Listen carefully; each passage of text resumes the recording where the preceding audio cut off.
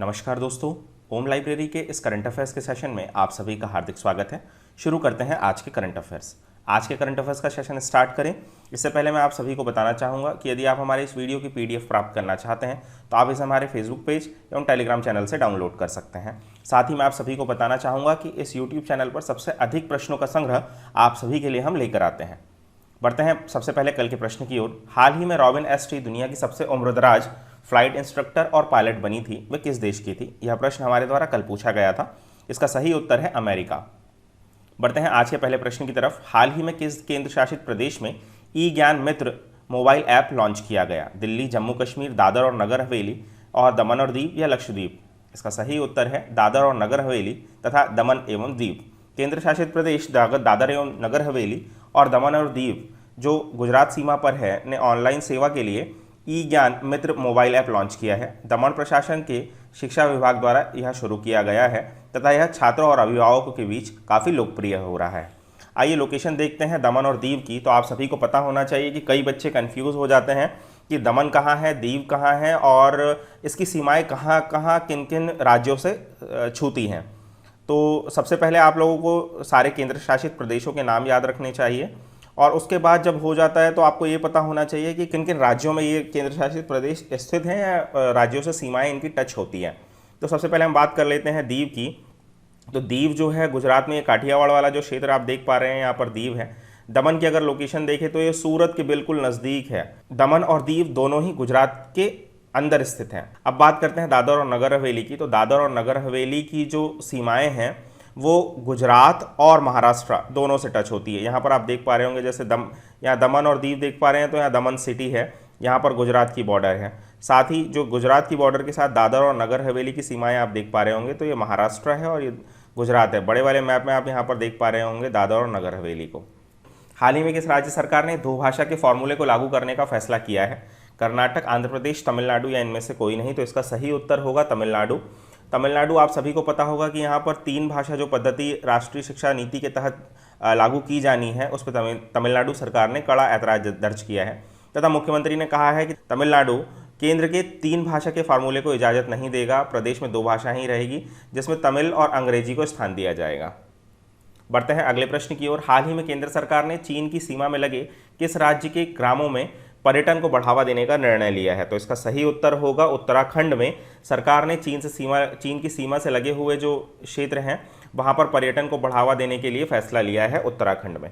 आइए जानते हैं इसके बारे में। तो केंद्र सरकार ने भारत के सीमावर्ती गांवों को सुरक्षित बनाने के लिए जनजातीय पर्यटन की अवधारणा को बढ़ावा देने का निर्णय लिया है तथा इस दिशा में आगे बढ़ने के लिए इनर लाइन परमिट प्रणाली में उत्तराखंड के कुछ हिस्सों को मुक्त करना होगा। आप सभी को इनर लाइन प्रणाली परमिट के बारे में भी जानना होगा। ऐसे दस्तावेज होते हैं जो एक भारतीय नागरिक को आईएलपी प्रणाली के तहत संरक्षित राज्य में जाने या रहने की अनुमति देता है तथा सीमावर्ती क्षेत्रों में ग्रामीण पर्यटन से इन गांवों को सुरक्षा और निगरानी सुनिश्चित होगी। इससे सैनिकों को यहाँ निगरानी में अतिरिक्त सहायता मिलेगी।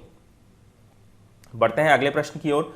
किस राज्य सरकार ने हाल ही में अपने अधिकारियों को 20 अगस्त 2020 से इंदिरा रसोई योजना शुरू करने का निर्देश दिया है? तो इसका सही उत्तर होगा राजस्थान सरकार ने इंदिरा रसोई योजना शुरू करने का निर्णय लिया है। आइए जानते हैं इसके विषय में। तो इंदिरा रसोई योजना के तहत गरीबों और ज़रूरतमंदों को 8 रुपये में शुद्ध पौष्टिक भोजन उपलब्ध कराया जाएगा। आप सभी को पता होगा कि तमिलनाडु में भी इसी प्रकार की योजना चलती है जहाँ 2 रुपये में जो है भोजन उपलब्ध कराया जाता है। अम्मा भोजनालय उसे कहा जाता है। बढ़ते हैं अगले प्रश्न की ओर। हाल ही में किस राज्य सरकार ने अग्निशमन सेवा ऑनलाइन पोर्टल शुरू किया है?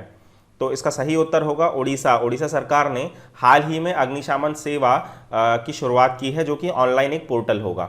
अग्निशमन सेवा ऑनलाइन पोर्टल के तहत बड़ी बिल्डिंग जितनी भी होगी उनको फायर प्रूफ का एक प्रमाण पत्र भी दिया जाएगा। बढ़ते हैं अगले प्रश्न की ओर। किस मंत्रालय ने अगरबत्ती निर्माण में शामिल कारीगरों के लिए ग्रामोदय विकास योजना के तहत एक कार्यक्रम की शुरुआत की गई है? तो इसे शुरुआत किया है एमएसएमई मंत्रालय द्वारा। आप सभी को पता होना चाहिए कि ग्रामोदय विकास योजना जो है 14 अप्रैल 2016 से स्टार्ट की गई थी। ग्रामोदय विकास योजना ग्रामीण परिवेश के लोगों को रोजगार उपलब्ध कराने के लिए शुरू की गई थी। इस कार्यक्रम का जो उद्देश्य होगा वो देश में अगरबत्ती के उत्पादन को बढ़ावा देना तथा पारंपरिक कारीगरों के लिए स्थायी रोजगार को उपलब्ध कराना तथा उनकी आय में वृद्धि करना है।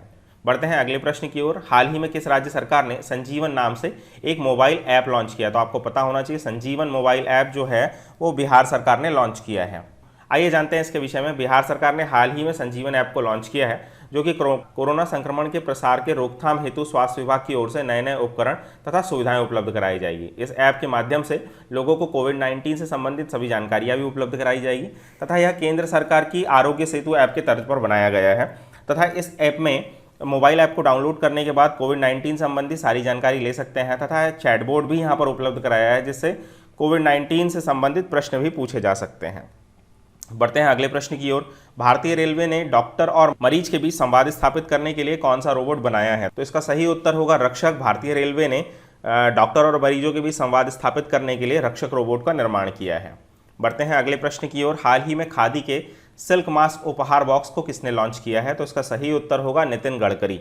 नितिन गडकरी जी ने हाल ही में सिल्क मास्क उपहार बॉक्स को लॉन्च किया है। और आपको पता होना चाहिए कि एमएसएमई मंत्री जो है वो नितिन गडकरी है, जिन्होंने खादी ग्रामोद्योग आयोग KVIC द्वारा तैयार किए गए एक गिफ्ट बॉक्स की पेशकश की है, जिसमें हाथ से बने 4 रेशमी बॉक्स हैं तथा इस बॉक्स में मास्क हैं, जिससे हाथ से बने काले रंग के कागज के डिब्बे में रखा गया है। और बढ़ते हैं अगले प्रश्न की ओर। तो हाल ही में किस राज्य में ई रक्षाबंधन कार्यक्रम शुरू किया गया? तो इसका सही उत्तर होगा आंध्र प्रदेश। ई रक्षाबंधन कार्यक्रम का मुख्य उद्देश्य राज्य में लोगों को साइबर अपराधों के बारे में जागरूक करना है, इसे ही ई रक्षाबंधन कार्यक्रम नाम दिया गया है। बढ़ते हैं अगले प्रश्न की ओर। हाल ही में भारत एयर फाइबर सर्विसेज का उद्घाटन कहाँ हुआ? तो इसका सही उत्तर होगा महाराष्ट्र। महाराष्ट्र में एयर फाइबर सर्विस का उद्घाटन हुआ है, जो कि BSNL द्वारा शुरू की गई है। केंद्रीय मानव संसाधन विकास मंत्रालय ने इलेक्ट्रॉनिक संचार और IT राज्य मंत्री संजय धोत्रे द्वारा भारत एयर फाइबर सर्विस की उद्घाटन किया गया है।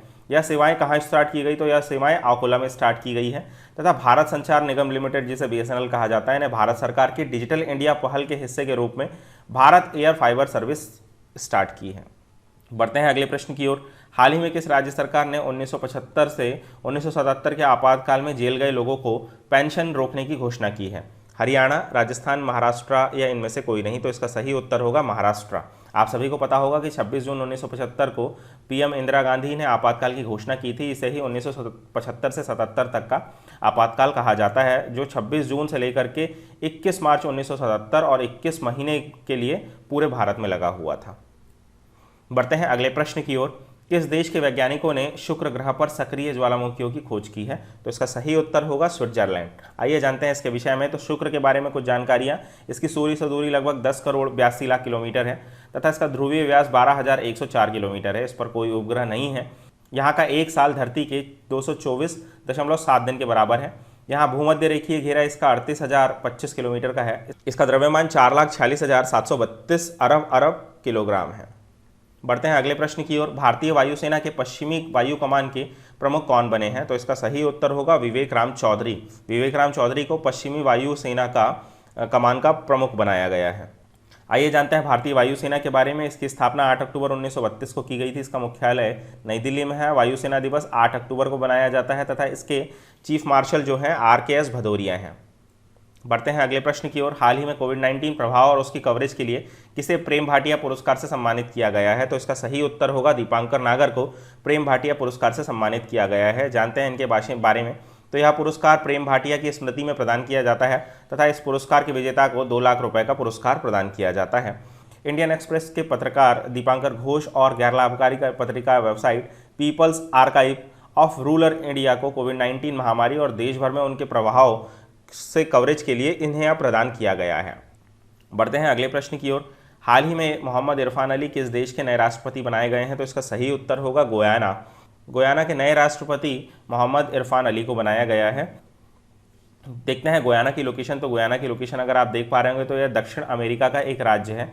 दक्षिण अमेरिका आप सभी देख पा रहे होंगे। उत्तर अमेरिका के नीचे दक्षिण अमेरिका एक कॉन्टिनेंट है और इसकी राजधानी जो है जॉर्ज टाउन है। यहाँ पर अटलांटिक महासागर को आप देख सकते हैं। इसके पड़ोसी देशों में सूरीनाम, ब्राज़ील तथा वेनेजुएला इसके पड़ोसी देश हैं। बढ़ते हैं अगले प्रश्न की ओर। किसे इंग्लैंड के फुटबॉलर ऑफ द ईयर पुरस्कार से सम्मानित किया गया है? तो इसका सही उत्तर होगा जॉर्ज हेंडरसन। जानते हैं फीफा के बारे में। तो फीफा का फुल फॉर्म होता है फेडरेशन इंटरनेशनल दी फुटबॉल एसोसिएशन। इसे पूरे विश्व में फुटबॉल खेल को फीफा रेगुलेट करता है। इसकी स्थापना 21 मई 1904 को की गई थी। इसका मुख्यालय ज्यूरिख स्विट्जरलैंड में है। इसके अध्यक्ष जियोनी इन्फैंटिनो हैं। हाल ही में किसने महिला विश्व स्क्वैश टीम चैंपियन से अपनी भागीदारी वापस ले ली है? तो इसका सही उत्तर होगा भारत ने अपनी भागीदारी यहाँ से वापस ले ली है। भारत ने कोविड-19 महामारी के कारण तैयारी की कमी और यात्रा की अनिश्चितताओं के कारण 15 से 20 दिसंबर तक मलेशिया में होने वाले महिला स्क्वैश टीम चैंपियनशिप से हटने का फैसला ले लिया है। जानते हैं स्क्वैश के बारे में। तो स्क्वैश एक रैकेट खेल होता है जो 2 खिलाड़ियों डबल्स में खेला जाता है तथा डबल्स या सिंगल्स में खेला जाता है। यह एक छोटी खोखली रबर गेंद के साथ 4 दीवारों वाले कोर्ट में खेला जाता है तथा स्क्वैश आईओसी द्वारा मान्यता प्राप्त है तथा भावी ओलंपिक कार्यक्रमों में इसे शामिल करने की योजना है। स्क्वैश को दुनिया भर में सर्वाधिक स्वास्थ्यप्राय खेलों में मान्यता मिली हुई है। बढ़ते हैं अगले प्रश्न की ओर। हाल ही में जॉन ह्यूम का 83 वर्ष की आयु में निधन हो गया। वे किस देश के नेता थे? तो इसका सही उत्तर होगा आयरलैंड। वे आयरलैंड के जो क्रांतिकारी आंदोलन था उसमें इन्होंने महत्वपूर्ण भूमिका निभाई थी तथा इसी के लिए इन्हें शांति का नोबेल पुरस्कार भी दिया गया था। बढ़ते हैं अगले प्रश्न की ओर। सियासत से सदस्यता पुस्तक का विमोचन किया गया। इस पुस्तक के लेखक कौन है? तो इस पुस्तक के लेखक हैं विजय कुमार चौधरी। जानते हैं इनके विषय में। तो बिहार के मुख्यमंत्री नीतीश कुमार ने बिहार विधानसभा के अध्यक्ष विजय कुमार चौधरी द्वारा लिखी गई पुस्तक सियासत से सदस्यता का विमोचन किया। इस पुस्तक के लेखक के विचारों, विभिन्न महत्वपूर्ण मुद्दों पर 3 दर्जन लेखों और उनके जीवन यात्रा का संकलन है। यह पुस्तक बिहार विधानसभा सचिवालय द्वारा प्रकाशित की गई थी। दोस्तों, इस प्रकार हमारे आज के करंट अफेयर्स का सेशन समाप्त होता है। आप सभी को बताना है कि भारत का वन्यजीव संस्थान किस राज्य में स्थित है। इसके उत्तर आप सभी को कमेंट बॉक्स में देने हैं। आई होप कि आप सभी को हमारा आज का सेशन पसंद आया होगा। हम अपने इस चैनल पर प्रतिदिन सबसे अधिक करंट अफेयर्स के प्रश्नों का संग्रह लेकर आते हैं। यदि आप सभी को हमारा आज का प्रोग्राम पसंद आया है तो हमारे इस चैनल को लाइक करें, सब्सक्राइब करें एवं अपने अन्य दोस्तों के साथ शेयर करें। धन्यवाद।